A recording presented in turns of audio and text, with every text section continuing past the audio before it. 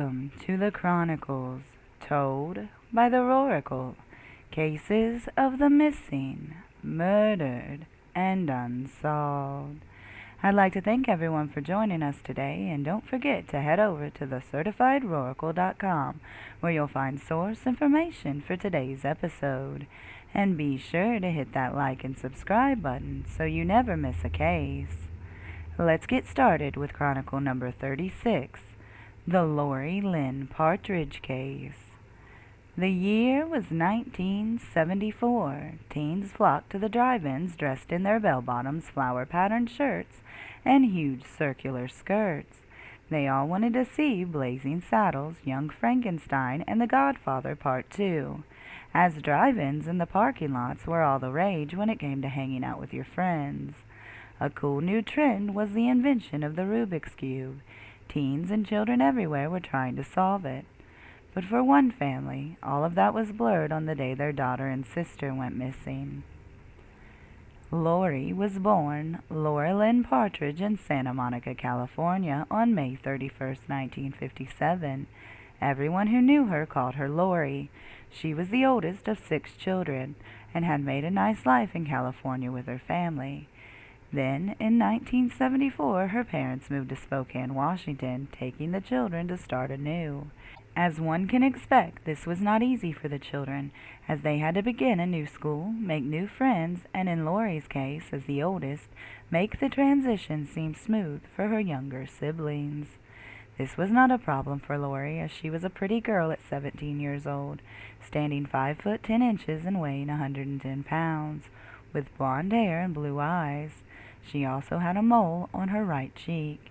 By 1974, in today's standards, she was a very attractive young lady.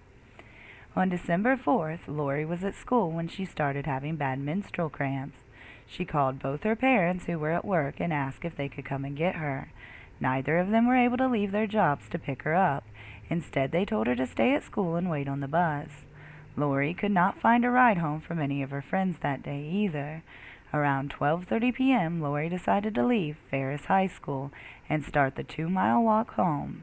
She would never arrive and has never been seen or heard from again. When Laurie left the high school, she was wearing a long navy blue coat, similar to one a monk would wear, tan and burgundy plaid pants, a V-neck tan sweater with blue denim shoes with crepe soles. She was also carrying her purse, described as brown leather with blue flower design and a braided strap. Laurie was last seen by a neighbor walking on Havana between 48th and 49th Avenue. When Laurie failed to show up for her job at the Lincoln Theater, her parents called police to report her missing, as they knew their daughter would not miss work. The police thought she left willingly at first. This was changed by another witness who came forward in 1974. This was a teenage girl out on her horse that day when she came across a field around 4:15 p.m. The teen witness stated she spotted a man in his 40s or 50s standing in a field in front of a white truck with a van back and one darker door. Spotted with the man was a young female who bore a striking resemblance to Laurie. The witness stated the man was aiming a rifle, and when she turned back and looked again, the young female was gone. The teen witness went home and told her mom what she had seen, down to the clothing description of the young lady. It should be noted the witness is said to have described the clothes similar to what Laurie had on that day. Later that night, when the news came on, the teen witness and her mom saw that Laurie was missing, and knowing that the teenage witness had seen something in the field that day, they immediately called police. However, nothing ever came of this. Why did the police not look into this more? It seems that after the first sighting and the last known confirmed one, this teenage girl saw Laurie in a field with a man that had a rifle. Yet the police did nothing with this lead. Some have noted that the World's Fair was in Spokane at the time, and this would have allowed for a lot of unknown people in the area at the time she vanished. However, this was not looked into by police at all. Laurie's dad and brother, who was the second oldest child, went and walked the way Laurie would have gone that day, and in doing so they knocked on every door and asked if they had seen Laurie.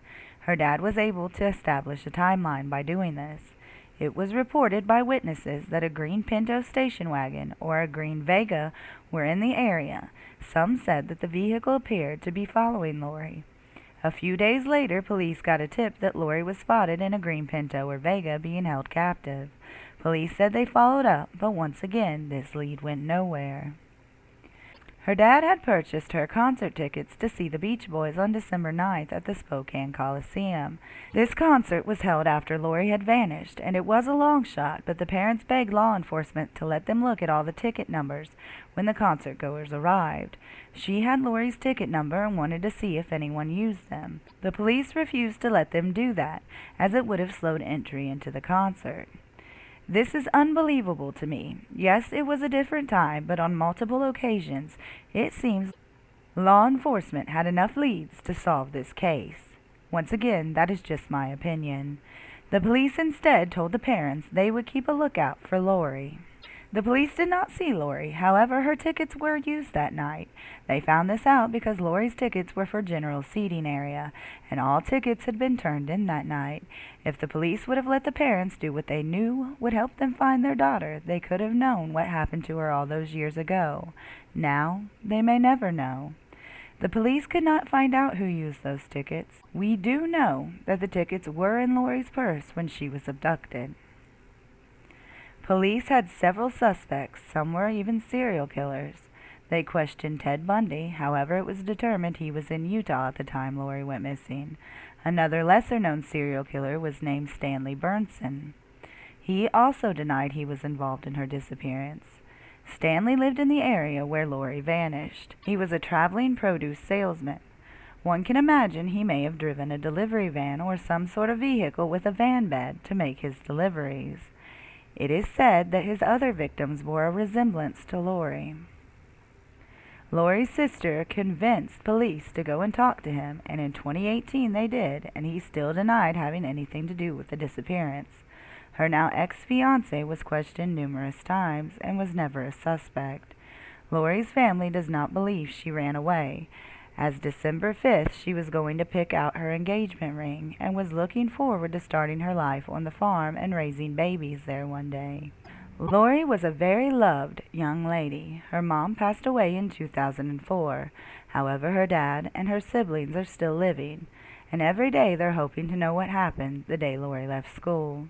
Hopefully one day they will have the answers they so desperately seek. If you have any information on this case, please call the National Center for Missing and Exploited Children at 1-800-843-5678 or the Spokane County Sheriff's Office in Washington at 509-477-4760.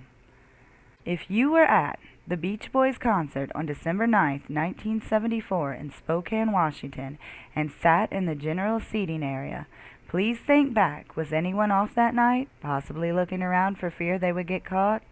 No detail is too small. I want to thank everyone for watching again. Please hit that like button, subscribe, and share this video so I can continue helping families of the missing, murdered, and unsolved. As always, this is the Chronikle, signing off.